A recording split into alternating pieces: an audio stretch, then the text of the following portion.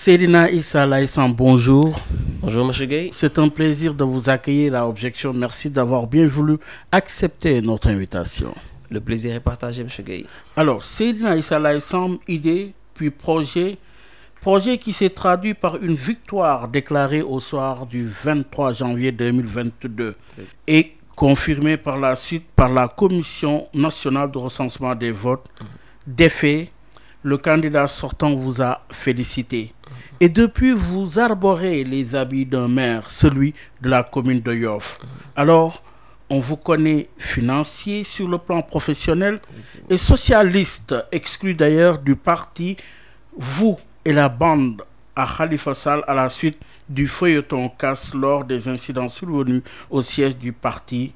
Alors dites-nous, Seydina Issa Laye-Samb, qu'avez-vous à rajouter pour ceux qui ne vous connaissent pas et qui vous ont découvert suite à votre victoire? Seydina Issa Laye est un jeune Yoffois né il y a 34 ans.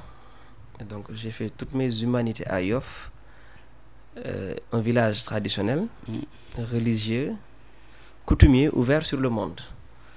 Donc j'ai eu à faire mes débuts en politique en 2007 avec feu Mamadou Diop.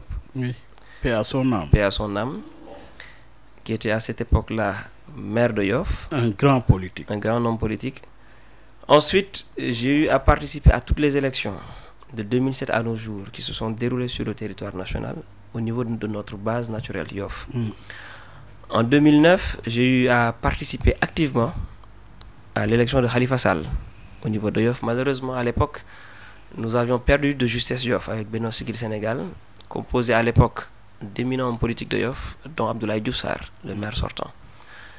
Depuis lors, nous affûtons nos armes en politique. Et à l'époque, vous étiez sorti deuxième. En 2009. En 2009. Oui. En 2009, voilà. Donc en 2012, nous avions battu campagne pour le candidat Tanor. En 2014, nous avons battu campagne avec Khalifa Sall dans le cadre de Tahaou Dakar.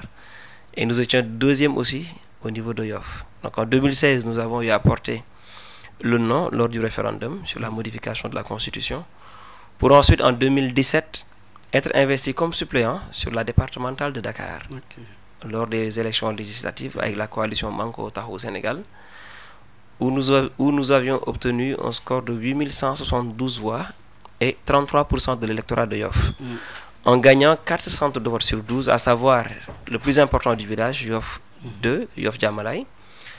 Ensuite, pour gagner les 2 centres de Ouest Foire, Ababakar Laye Tatafa, et enfin celui de Djamalay Djirimbaye.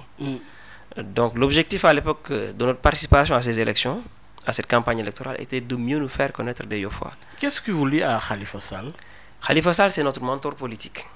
Il a eu à nous formater, à nous encadrer sur le plan politique, sur le plan administratif.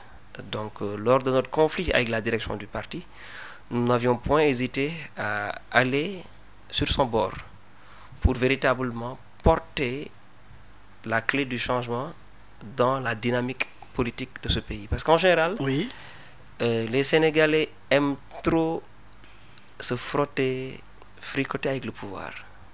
Alors que l'essentiel même de l'activité de l'homme politique demeure de rester aux côtés des populations pour trouver des solutions viables et durables aux difficultés que ces populations rencontrent. Vous avez très tôt investi le champ politique. Comment vous avez attrapé le virus? Comment? Je peux dire que je suis né politique. Parce qu'en fait, à ce qu'il paraît, dès mon jeune âge, je commençais à m'intéresser à la politique. À l'âge où je pouvais lire, je commençais à lire Jeune Afrique et la presse du jour. Je me rappelle bien de Sud Quotidien, de Soleil, de Walf, les quotidiens qui existaient à l'époque. Donc ça a démarré à formater ma culture en politique. Donc jusqu'à mon engagement en 2007. Donc naturellement, la suite logique maintenant est connue de tous, parce que beaucoup de gens pensent que nous sommes des novices, que nous sommes à nos premières élections. C'est pas le cas. C'est pas le cas. Que nenni. De 2007 à nos jours, nous avons participé à l'ensemble des élections sur le territoire national. Toutes les marches aussi faites dans ce pays, dans le cadre vraiment dans le cadre de la revitalisation de notre démocratie, nous y avons participé. Parce que nous sommes des citoyens et nous nous sommes toujours dit que nous devions nous engager pour véritablement participer aux efforts de construction de notre pays. Alors, vous vous êtes intéressé très tôt à la politique et justement, vous avez continué à travailler depuis très longtemps. Cela vous a valu aujourd'hui votre élection. Expliquez-nous la démarche.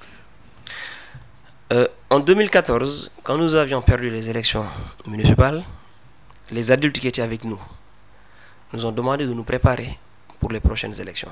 Qu'il fallait un renouvellement de la classe politique au niveau de Yoff et qu'il fallait que l'on se positionne en conséquence. Et vous êtes resté très collé à la base. Effectivement. Et nous sommes restés, comme vous avez dit, collés, scotchés, attachés à la base. Vous y êtes investi, beaucoup même. Comment, quelle a été véritablement, de façon pédagogique, votre démarche? Nous avons créé des relations de proximité avec les populations. Parce qu'un homme politique, par essence, doit être proche de son électorat.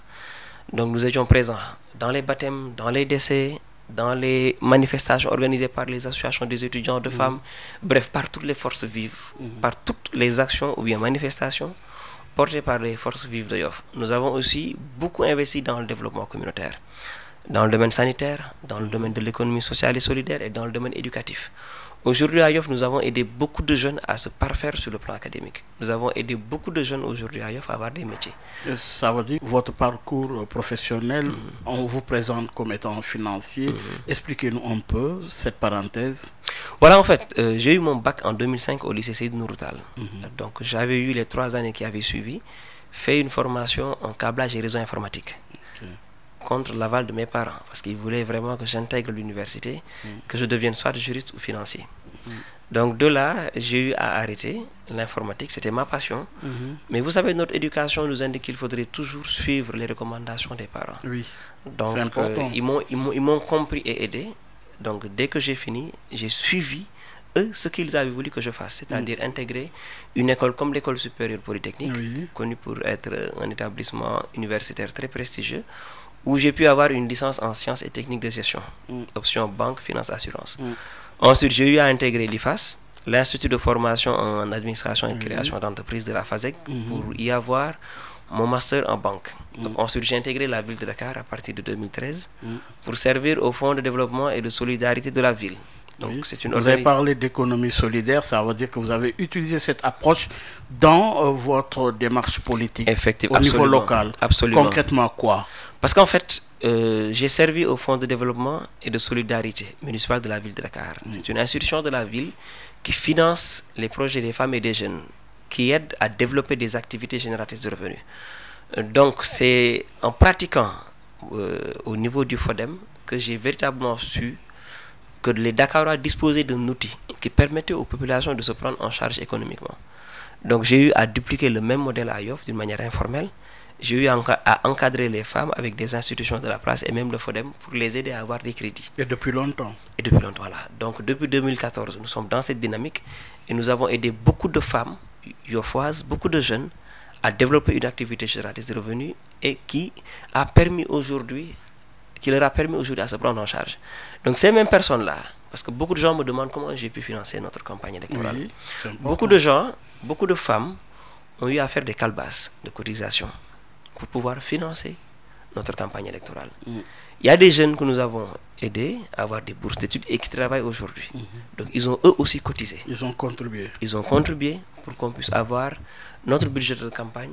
Et voilà le résultat, la démarche participative. Qui était de loin insuffisant par rapport à votre adversaire. Beaucoup insuffisant, mais nous avions un avantage par rapport à lui. Lequel? C'est la jeunesse. Par exemple, nous marchions du matin au soir. Mais oui, on vous a vu beaucoup arpenter les rues de Yoff et des quartiers environnants pendant que les autres utilisaient des cortèges. Pourquoi cette option? Nous ne faisions nos cortèges que le soir. Parce que le soir, évidemment, nous étions lessivés, fatigués. Donc nous prenions les véhicules, nous faisions de l'animation populaire en rentrant chez nous. Donc pour les autres, c'est tout à fait normal. En fait, ils se sont embourgeoisés par le pouvoir. Donc, je pense que c'est des fautes qu'ils ont eu à commettre et que nous devons prendre comme leçon. Que demain aussi, que nous puissions continuer, si les conditions de santé nous le permettent, Inch'Allah, à faire notre même type de proximité. Et n'oubliez pas, c'est le même format utilisé par Khalifa Sall. Donc, nous nous sommes inspirés de lui, il nous a formaté, nous avons appris à battre campagne à ses côtés. Voilà, et je pense que c'est la meilleure démarche. Ça crée un lien indéniable entre l'homme politique et la population. Et c'est ça qui devrait être recherché par tout homme politique. L'homme politique devra être, à un moment donné, très proche de sa population. Et cela pour en faire une dynamique permanente. Et ensuite, il doit y avoir des relations de vérité entre l'électeur et le responsable politique. Seydina Issa Laye Samb, cette démarche de proximité, mais également les actions que vous avez eu à mener au niveau de la base avec justement les coopératives, mais vous n'avez jamais accepté, par exemple, de rendre public tout cela. Pourquoi? En fait, nous avions en face de nous un État fort et organisé. Oui. Un État qui a conduit Khalifa Sall à terre. Un État qui a bloqué vraiment le développement de beaucoup de communes à Dakar. Parce qu'en fait, ces maires-là n'étaient pas de leur mouvance. Donc, il nous fallait à un moment donné être très stratège et très discret sur notre dynamique. Nous savons que l'État est présent partout. Donc, il nous fallait nous organiser pour vraiment progresser d'une manière positive, d'une manière intelligente, pour arriver à un résultat constructif. Et je pense que nous avons réussi ce challenge-là, nous avons réussi ce défi. En plus, comme disent les Wolofs, comme disent les Français même aussi, qui veut aller loin ménage sa monture. Donc nous avons essayé tant bien que mal à ménager notre monture discrètement, parce qu'aujourd'hui, ce qu'on peut faire avec 1000 francs, l'homme du pouvoir peut mettre 1000 ou 10 000 fois plus. Donc il fallait gérer tous ces paramètres-là, œuvrer dans la discrétion la plus absolue, pour faire une percée lors de ces élections. Vous avez un lien avec la famille religieuse de Yoff? Je n'aime pas trop en parler, mais je suis membre entier. C'est une réalité aussi. Voilà, c'est une réalité, mais je ne voudrais pas me reposer sur l'aura de ma famille pour pouvoir conquérir le cœur et le suffrage des Yoffois. Ils ont voté pour toi? Oui. Beaucoup de Yoffois ne savaient pas que j'étais membre de la famille. Parce que nous avions vécu discrètement. J'ai des parents extrêmement plus discrets que nous-mêmes et qui œuvrent aussi dans le social. Donc ils se sont imposés en tant que Yoffois dans le paysage social local, mais nous n'avons jamais utilisé cette proximité avec la famille pour avoir des dividendes politiques. Mais on peut savoir le lien. Notre maman, je lui rends un grand hommage, elle et notre papa. Notre mère est fille de Seydina Ababakar Laye, qui est fils de Seydina Limamou Laye Al-Mahdi, fondateur de la confrérie layène. Du côté de mon père est petit-fils du premier talibé, du premier croyant qui avait accompagné le Saint Mahdi dans sa mission, à savoir Momar Binta Samb. Donc du côté maternel et du côté paternel, nous avons un ancrage fort au niveau de la collectivité de Yoff. Oui, finalement, ça ne vous a pas empêché de rester à Yoff. Vous vous êtes délocalisé du côté de Cambérène. Pourquoi? Oui, effectivement, pour des raisons stratégiques, pour des raisons familiaux et pour aussi pouvoir avoir un recul par rapport à ce qui se faisait à Yoff et beaucoup analyser et observer. Voilà, parce qu'en fait, à un moment donné de votre vie, vous avez besoin parfois de tranquillité pour pouvoir apprendre, pour pouvoir lire, parce que la lecture forge l'être humain, et pour pouvoir aussi faire la critique de Yoff. Qu'est-ce qui ne va pas? Parce qu'en fait, quand vous êtes permanemment dans le feu de l'action, vous n'arrivez pas peut-être à discerner la bonne graine de l'ivraie. Donc nous avons à un moment donné pris du recul pour voir comment Yoff se faisait, comment Yoff se construisait, quelles sont les failles de notre collectivité, quelles sont les failles de nos adversaires politiques, les exploiter pour maintenant mieux aborder la conquête. Finalement, tombeur d'Abdoulaye Diouf Sarr, invité d'objection de ce dimanche, Seydina Issa Laye Samb. Oui, si vous aviez un regard à jeter sur le bilan d'Abdoulaye Diouf Sarr, que retenir? C'est un bilan négatif. Parce que je pense que tout n'est pas négatif. Mon fils, c'est un fils à moi. Nous avons des liens de parenté très proches. C'est un grand frère à moi parce que nous avons eu à cheminer ensemble pendant un certain moment avant l'élection. Abdoulaye Diouf Sarr, oui, effectivement. vous l'appelez mon fils? En fait, mon père est son grand-père. Okay. Naturellement, il est notre fils. Mais je ne le regarde pas sous cet angle-là, je le regarde sous l'angle d'un grand frère.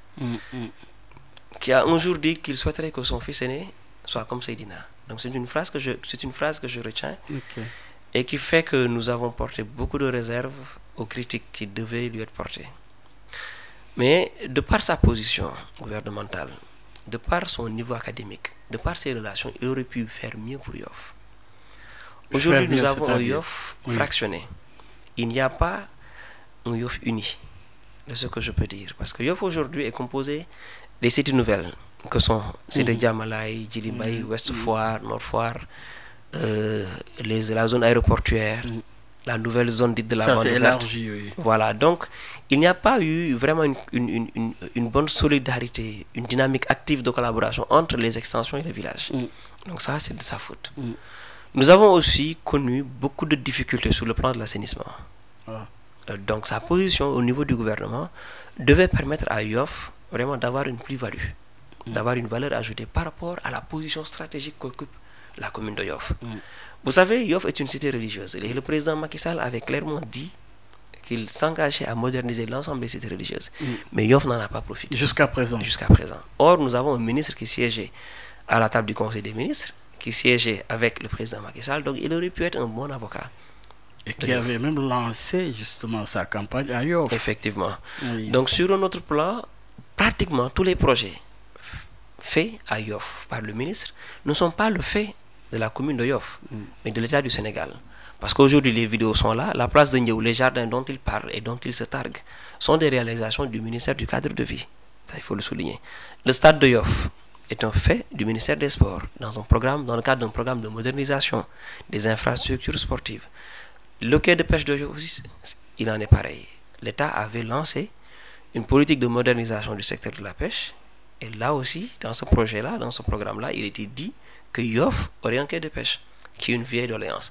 La route de Ndenat, qui fait la jonction entre le village traditionnel et l'extension qui est Océan et Tongor, mais est un fait du regroupement central de l'AN, une vieille doléance de la communauté qu'il avait posée à l'AGEROUTE. Voilà, donc nulle part dans le budget de Yoff, il n'existe une rubrique ou bien un marché lancé pour la construction de cette Parce que tu siégeais dans le conseil. Non, j'ai jamais été. Je n'étais pas dans le conseil municipal, mais je m'arrangeais à chaque fois d'avoir les informations qui concernaient la gestion de notre cité. Donc Abdoulaye Diouf Sarr aurait pu faire mieux. Donc là où j'en terminerai, c'est qu'il n'avait plus de proximité avec les populations. Il n'avait même plus de proximité avec son staff politique. Je ne dirais pas son groupe politique ou bien son minuscule groupe politique, mais avec le Benno Bokk Yakaar de Yoff. Donc ça aussi, ça a conduit à l'effritement de son électorat. Et comme nous le disons toujours, un homme politique, galadjam comme disent les Wolof, mais and ak askan wi. C'est ça, ça a été son défaut. Ça a été son défaut et la goutte d'eau qui a fait déborder le vase.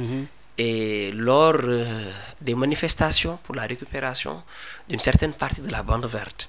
Donc là, il a eu à dire que les terres n'appartenaient ni à Yoff, ni à Ngor, ni à Ouakam, mais à l'État du Sénégal. Donc nous lui avons bonnement rappelé que s'il se rappelle de ces leçons d'instruction civique, c'est le gouvernement du peuple, par le peuple et pour le peuple. Donc, de là, nous avons vu de simples citoyens sénégalais bénéficier de baux au niveau de la zone aéroportuaire. Sur un autre plan, nous avons vu Yoff qui étouffe et qui a besoin d'être modernisé, qui a besoin d'équipements marchands, qui a besoin de casernes de sapeurs-pompiers, de brigades de gendarmerie, parce qu'au passage, nous avons une brigade de gendarmerie mobile avec du personnel, mais qui n'a pas de local. Donc, nous lui avons rappelé que les Yoffois étaient des Sénégalais à part entière, qui contribuaient au budget de l'État du Sénégal. Et qu'en tant que citoyens, nous avions le droit de demander une attribution de parcelles de terre pour l'extension du village et pour faire un complément d'équipement au profit de la zone qui est Ouest Foire, qui est la plus grande cité, je peux dire, de Dakar, mais qui est la plus mal urbanisée, ne disposant pas d'espace pour des équipements marchands, ni pour des postes de santé ou centres de santé et des équipements scolaires. Ouest Foire, c'est plus de 57 cités, et ça grandit toujours. Donc aujourd'hui... Et qui engage le plus grand électorat. La plus grande population, mais nos parents de Ouest Foire ne votent pas assez. Voilà. Donc aujourd'hui, son défi à lui, c'était de moderniser Ouest Foire, mais il n'y a pas posé une brique. Donc ça aussi, ça a créé un mécontentement généralisé au niveau des populations. Et au niveau de Yoff, le taux de chômage ne cessait de monter. Et on voyait que l'institution municipale était dévoyée de ses fonctions de service public. Mais il y avait beaucoup de recrutement des jeunes. Il y avait beaucoup de recrutement, mais pas un recrutement qui puisse rendre dynamique la municipalité. Ah oui? Oui, effectivement. En fait, c'était une clientèle politique qui étaient casés. Lors de nos campagnes, nous avions clairement fait savoir à nos camarades et militants de Yewwi Askan Wi, en prenant en témoin l'opinion publique de Yoff, que nous ne ferions aucun recrutement basé sur le népotisme. Parce qu'aujourd'hui, il n'est pas du rôle de la municipalité de faire un recrutement massif. Il est du rôle de la municipalité d'aider les populations à s'en prendre réellement en charge, par le biais de l'économie sociale et solidaire, par le biais aussi de la nouvelle loi sur les PME, la loi votée en janvier 2020, qui indique que les municipalités, les collectivités territoriales, aujourd'hui, auront pour mission d'aider les micro-entreprises, les petites et moyennes entreprises à se développer pour booster l'économie locale, créer de la richesse, lutter contre la pauvreté et créer des emplois. Moi, j'attendais Abdoulaye Diouf Sarr sur ce domaine-là, qu'il anticipe sur les grandes questions qui peuvent faire le monde d'aujourd'hui. Dans le cadre du développement durable, Yoff est une commune côtière, mais rien n'a été fait pour préserver le littoral. Donc Abdoulaye Diouf Sarr, ministre, maire, titulaire d'un diplôme du 3e cycle, membre du conseil de ville de Dakar, membre du gouvernement de Macky Sall, je n'ai vu aucune action qui puisse être corroborée au dynamisme du monde actuel, qu'il puisse le faire ailleurs. Qu'est-ce qui a été déterminant? Qu'est-ce qui a fait la différence entre vous et Abdoulaye Diouf Sarr? C'est ce que vous avez initialement expliqué en termes de défaut de sa part? Il y a beaucoup de paramètres qui ont concouru à notre élection. D'abord, les Yoffois, ils votent parce que, beaucoup de Yoffois votent parce que vous êtes parents. Affection. Voilà, il y a le vote affectif. Oui, il y a le vote sanction aussi. Il y a le vote sanction. Il y a la coalition qu'il y a eu à Askan Wi. Oui, ça a été déterminant aussi. Ça a été déterminant aussi. Il y a eu Askan Wi à peser sur la balance. Quand on dit Yewwi Askan Wi, c'est Pastef et les autres. Oui, il y a Barthélémy Diaz qui est naturellement notre candidat au niveau départemental et aimé des Yoffois. Parce qu'en fait, il a eu à participer à un moment donné à une cérémonie culturelle à Yoff et ça a fait tilt à Yoff. Les Yoffois ont beaucoup aimé. Quand il venait aussi nous rendre visite, les Yoffois vraiment marqué leur amour à l'égard de Barthélémy Diaz. Parce qu'ils voyaient en fait un maire jeune, fougueux, qui participe au combat pour la consolidation de la démocratie, mais qui se battait aussi pour l'amélioration du quotidien des populations de Mermoz Sacré-Cœur et des populations dakaroises en général. Et ce qu'ils n'avaient pas aux Yoffois. Donc beaucoup de paramètres ont concouru à notre élection. Beaucoup de paramètres. Et aussi, il ne faut pas oublier, il faut le dire, je pense qu'il aura la chance d'écouter notre ami Abdoulaye Diouf Sarr. Il a ouvert beaucoup de fronts. Ah oui? À Yoff. Donc, un homme politique, je pense qu'il devrait plus être un pompier qu'un pyromane. Et malheureusement, l'ivresse du pouvoir l'a perdu lui et son entourage. Oui, alors vous avez parlé de Yewwi Askan Wi. En parlant de la coalition qui est devenue aujourd'hui une force politique réelle, le président de la coalition Benno Bokk Yakaar, je parlais du chef de l'État, le président Macky Sall, dit que Benno détient toujours la majorité politique. Oui, de votre point de vue, qui détient finalement la force politique? Je dis toujours que la force politique revient au peuple. C'est le peuple qui a le choix de décider de tout. Au regard des résultats? Au regard des résultats, le président Macky Sall devrait descendre de son piédestal, avoir beaucoup plus d'humilité et de modestie et analyser froidement ses résultats. Je pense que c'est un signal qui lui a été envoyé. Le vote de Touba est un signal fort à l'égard du président Macky Sall. Le vote de Yoff, de Tivaouane sont des signaux forts à son égard.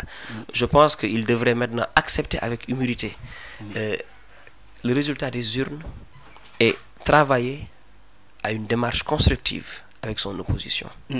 Seydina Issa Laye semble tout nouveau maire de Yoff et l'invité d'objection. Alors maintenant, Yoff change de maire et d'équipe. Seydina Issa Laye, les attentes sont énormes. J'imagine que vous avez déjà établi le diagnostic.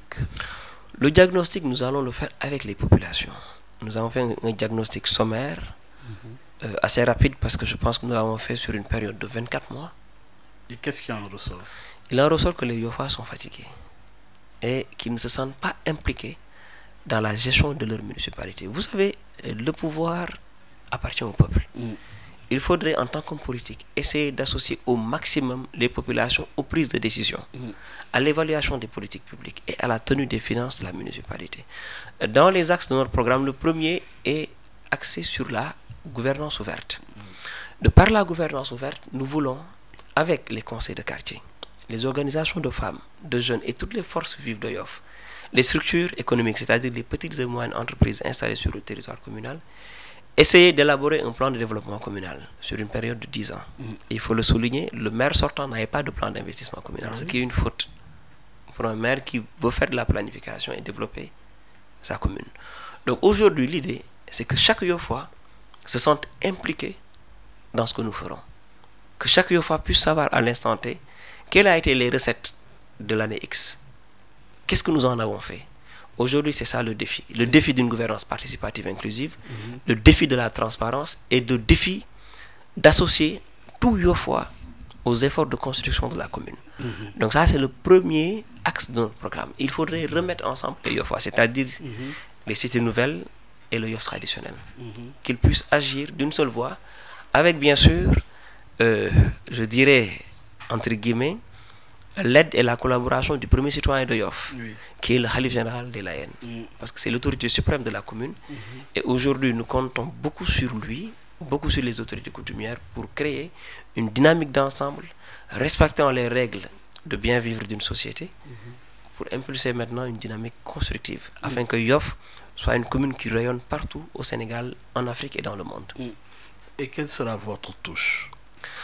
Notre touche, ce sera d'être proche des populations, d'être disponible et travailler d'arrache-pied afin que tous ces espoirs-là ne puissent être vains. Parce que je pense que plus de 11 000 Yofois nous ont fait confiance, d'autres commencent à nous rejoindre et nous n'avons pas droit à l'erreur parce que nous sommes jeunes.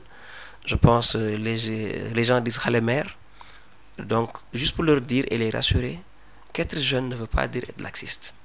Être jeune ne veut pas dire être pressé. Parce que cela fait 15 ans que nous sommes dans une dynamique de construction de notre destinée politique.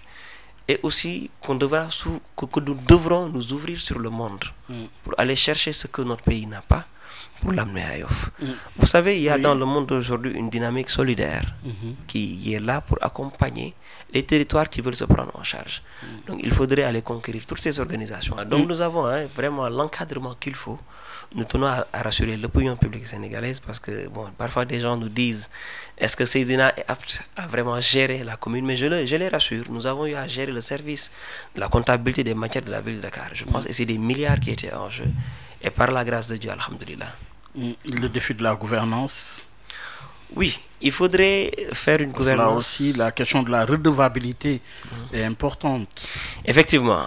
Donc, mais comme je l'ai dit à l'entame de quelle sera votre démarche sur cette question précise? La transparence. En premier lieu. Je pense qu'il nous a été confié des deniers publics et notre principal rôle est de montrer aux populations que nous n'avons pas besoin de cet argent-là pour vivre. Mais nous avons besoin des recettes de la municipalité pour faire un Yoff nouveau, un Yoff meilleur, un Yoff prenant en compte l'ensemble de ces sensibilités. Est-ce que vous avez une idée de la configuration du budget? Le budget, il est d'environ 2 milliards. 2 milliards 500 cette année, si je ne me trompe pas. Mais néanmoins, je pense que Yoff peut faire mieux. Nous sommes la commune la plus étendue de Dakar.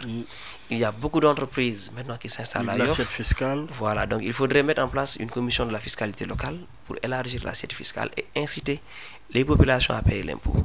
Parce que c'est à partir de là que nous pourrons construire naturellement des postes de santé.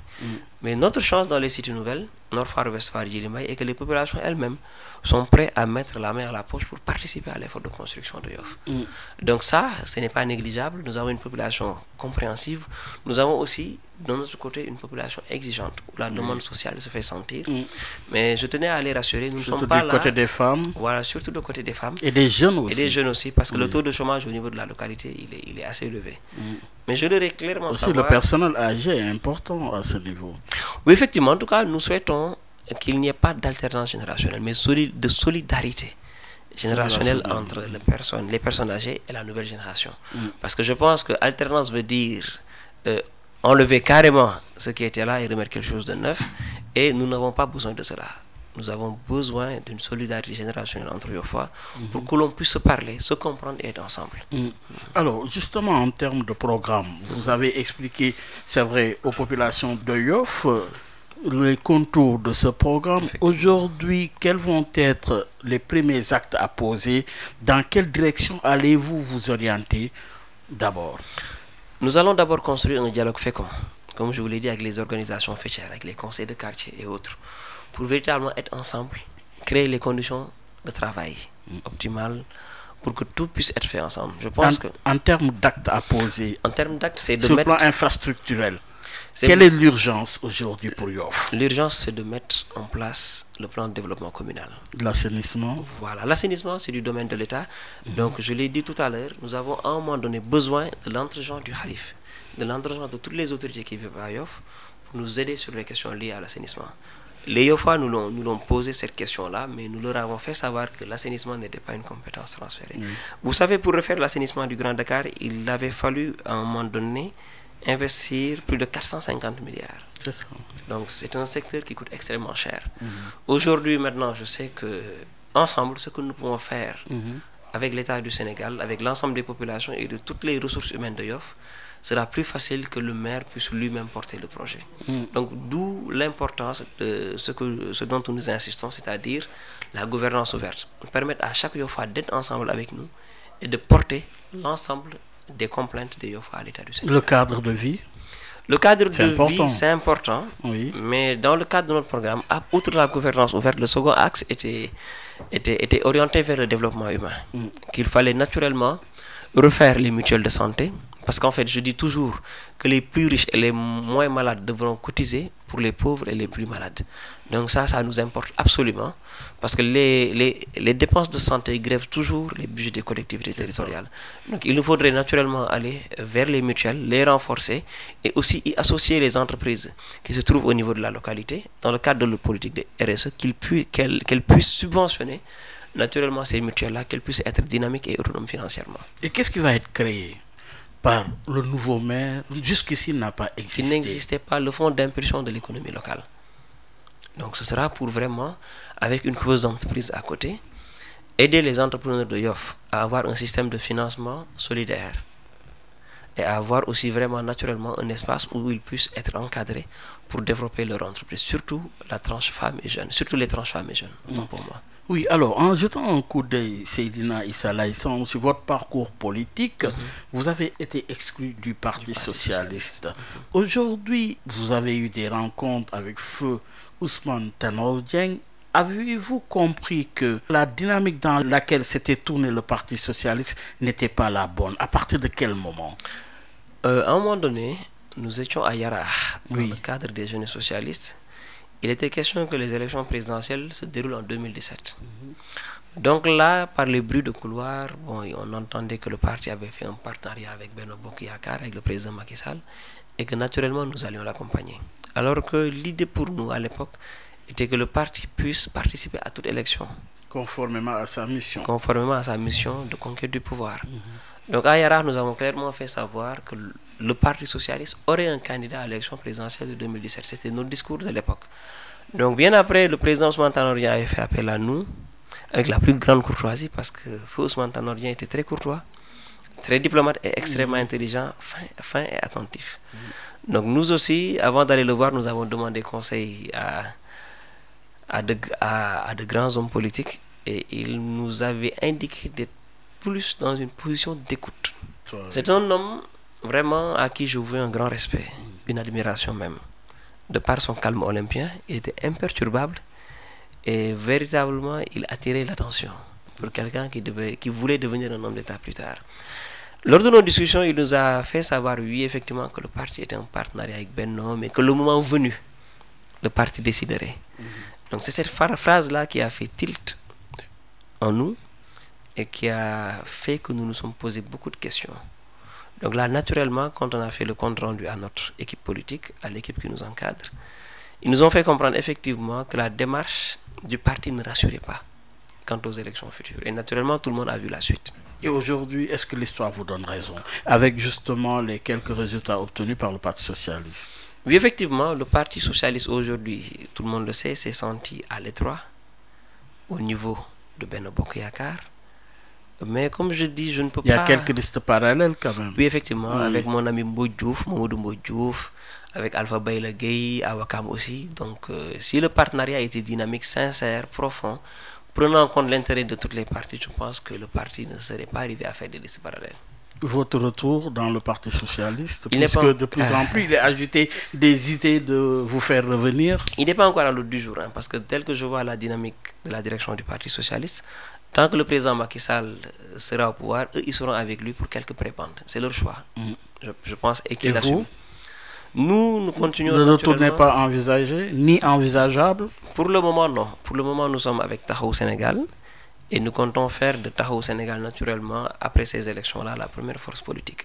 Parce que n'oublions pas qu'après chaque élection, chaque parti devra naturellement retourner à sa base, vraiment faire de la massification. Ça veut dire quoi? Que la coalition Yewwi a atteint ses limites? Ah non, non, non. Yewwi nous serons avec Yewwi lors des législatives. Je pense que lors du lancement de Yewwi Askan Wi, il a été clairement dit que nous serons ensemble aux élections locales et aux élections législatives. Au-delà de ça, pour la présidentielle, nous avons besoin d'un scrutin où il y aura plusieurs candidats. Donc chacun ira à la conquête du suffrage des Sénégalais et le mieux placé sera soutenu par l'équipe fondateur de Aujourd'hui, vous êtes désormais dans la dynamique des législatives. Naturellement. C'est pour bientôt aussi. C'est pour bientôt. Donc, s'il n'y a pas de report, c'est pour le mois de juillet, Inch'Allah. Donc, naturellement, nous allons nous y préparer, surtout pour la question concernant les primo-votants. Et les électeurs qui ont la mention ne peuvent pas voter sur leur carte. Donc, tout cela, il faudra le prendre avec froideur, le préparer et voir là où nous avons péché, nous rectifier. Et vous gardez le même espoir? Bien, effectivement. Parce qu'aujourd'hui, Yewwi est symbole de renouveau de la classe politique sénégalaise. Yewwi est symbole vraiment d'une nouvelle forme de politique parce que tout le monde a vu les cotisations qui se sont faites sur les réseaux sociaux et un peu partout. Et c'est une nouvelle forme de politique et d'approche. Apparemment, vous n'êtes pas très réseau social. Pourquoi? Si, je suis sur les réseaux. Nous sommes présents sur les réseaux sociaux, sur Facebook, sur Instagram et dernièrement sur TikTok. En fait, et TikTok nous a permis de mieux nous faire connaître de la gente féminine. Donc parce que aussi, quand on étudiait l'électorat à un moment donné, il nous a fallu beaucoup conquérir cette frange de la jeunesse féminine. Donc nous avions su, après des études, qu'elles étaient très présentes sur Instagram et sur TikTok. Et nous n'avons pas hésité à investir. Madame va devoir vous surveiller, beaucoup vous surveiller désormais. Beaucoup nous surveiller, mais nous sommes en parfaite complicité avec elle dans ce que nous faisons. Et naturellement, elle y met sa touche, mais je pense qu'elle est en off et elle restera toujours en off. Certainement. Mais alors, pour la perspective au niveau de la commune de Yoff, aujourd'hui, il y a la dimension budget, il y a la dimension attente. Du point de vue chronogramme, comment se dessine le chronogramme pour vous? Oui, les premiers mois seront naturellement difficiles parce que vous savez, dans les communes, il y a toujours des dépenses engagées non mandatées qui posent toujours problème aux successeurs. Donc il va falloir à un moment donné assainir, faire le diagnostic, faire l'état des lieux et assainir les finances de la municipalité. Parce que comme je vous ai dit, Abdoulaye Diouf Sarr n'a pas eu à gérer la commune, il a eu à faire une délégation. Et naturellement, il n'était plus au fait de ce qui se passait quotidiennement au niveau de la municipalité. Donc il faudrait faire cela, et comme je l'ai dit tout à l'heure, je ne cesserai de le répéter parce que c'est la seule promesse que j'ai faite au YOFA, gouverner d'une manière participative et inclusive. Donc au-delà de ça maintenant, il faudrait revoir vraiment la question de la santé et de l'éducation. Je pense que ce sont nos priorités. Et par le biais aussi de la coopération décentralisée, nous comptons beaucoup faire de la prospection à l'extérieur pour avoir un soutien d'organisations internationaux.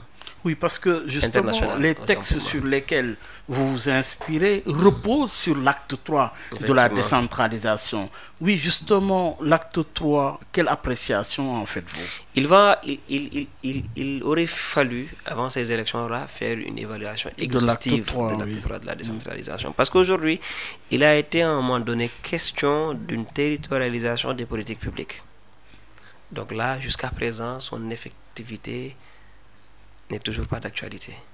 Ça aurait beaucoup aidé l'État dans la mise en œuvre du plan Sénégal émergent, dans l'atteinte des objectifs de développement. Sur un autre registre, les collectivités locales ne sont pas assez outillées financièrement. Beaucoup de collectivités territoriales ont des difficultés et parfois même c'est l'État qui vient à la rescousse, comme la commune de Cambérène, pour pouvoir prendre en charge certaines dépenses. Aujourd'hui, l'État devrait se départir de certaines questions, surtout comme celle de l'aménagement du territoire. de l'habitat, des politiques d'emploi et les laisser à l'appréciation des collectivités territoriales. Donc il aurait fallu à un moment donné évaluer et dégager de meilleures perspectives avant d'aller aux élections. Mais on connaît l'état de rapport entre vous et l'État. Quand je dis l'État, je parle de l'État central. Central, effectivement. Oui. Est-ce que ça attire votre attention et vous êtes en train de réfléchir sur justement quelle relation devrez-vous entretenir avec l'État? Les relations les plus normales, parce que nous sommes partie intégrante de l'État. Oui. La seule nuance est que nous ne sommes pas membres du régime de Macky Sall. Mais l'État, c'est le principe de la continuité, c'est le principe de l'impartialité. Il y a un caractère républicain auquel tenait le président Ousmane Tanor qu'il faudrait restaurer. Maintenant, la question reste à savoir la nature de ceux qui nous dirigent, parce que je pense qu'ils sont tout sauf républicains. L'histoire de la ville de Dakar... Mais là, vous n'avez pas de crainte? Là, espérons, parce qu'avec le président Macky Sall, bon, il est difficile de faire une météo politique, comme aime le faire Cheikh Yérim Seck. Mais néanmoins, il faudrait naturellement que le chef de l'État puisse constater et tenir toutes les conclusions utiles à ces élections-là. Aujourd'hui, je pense qu'il devrait y avoir un autre type de relation entre le pouvoir et les opposants qui sont à la tête de municipalité.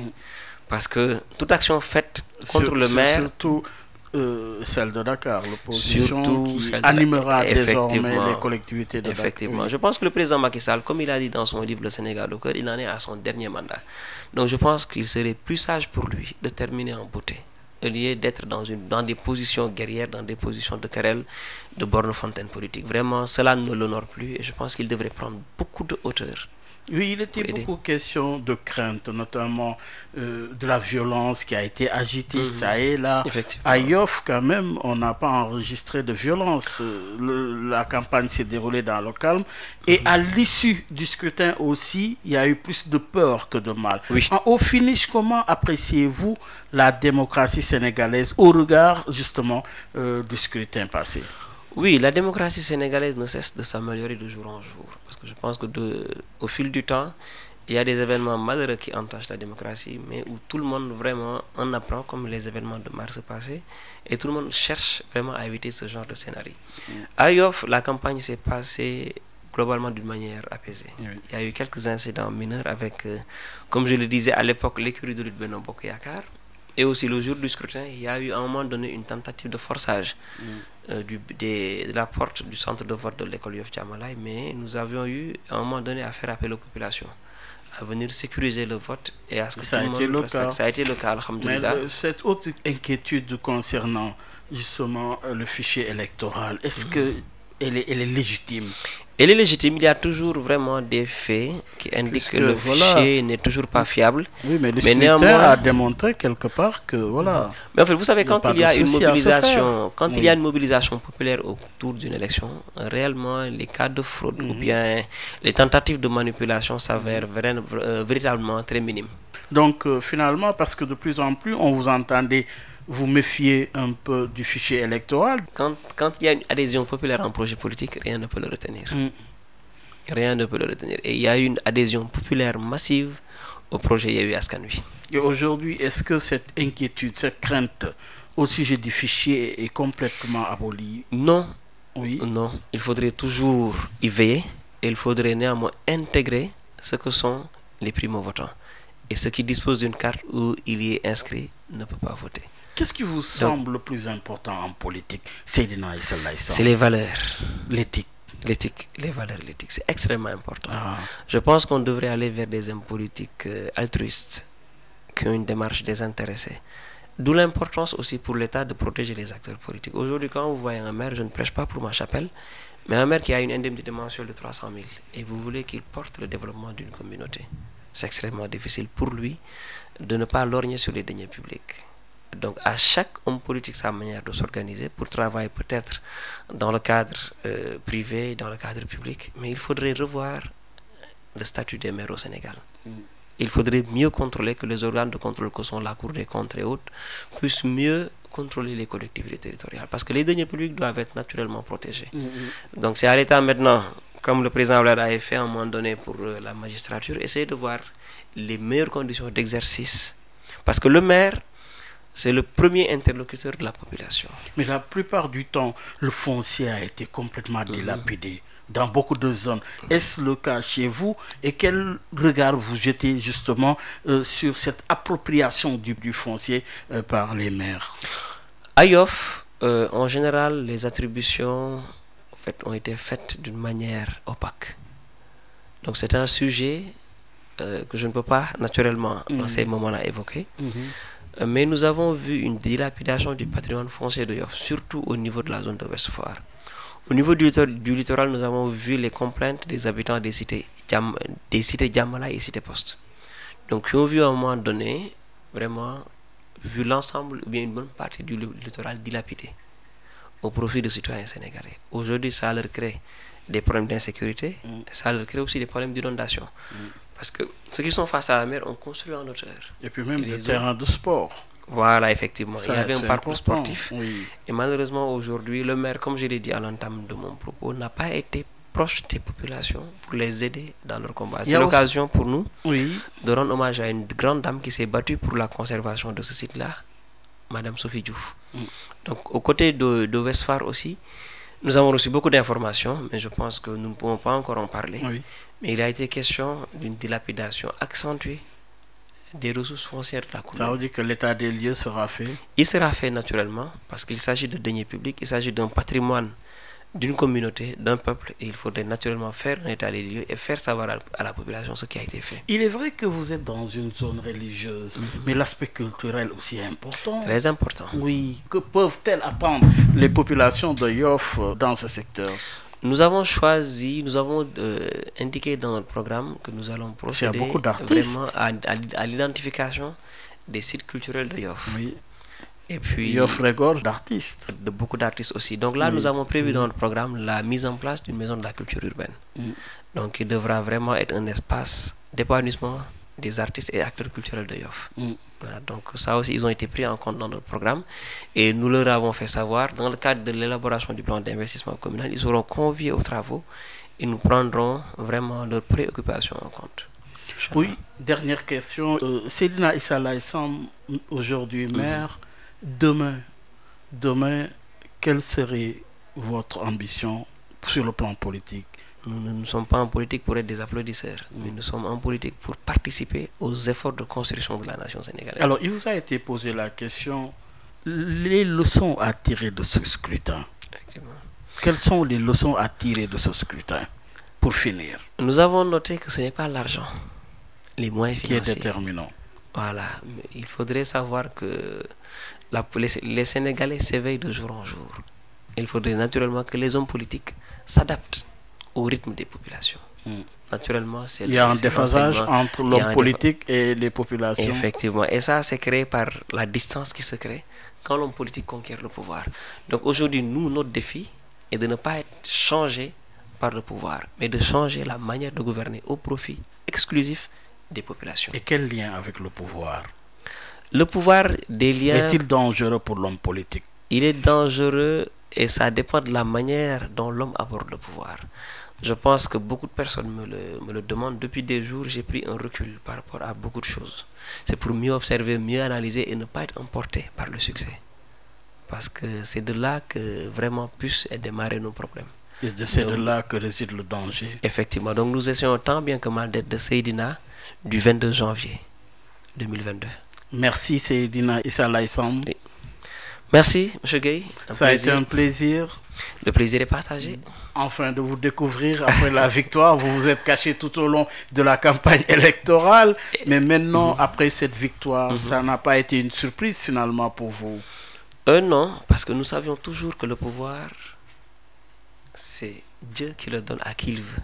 Et il le retire quand il le voudra. Il le retire quand il le voudra. Donc, le savoir nous permettra de rester dans le chemin et dans la voie de l'humilité.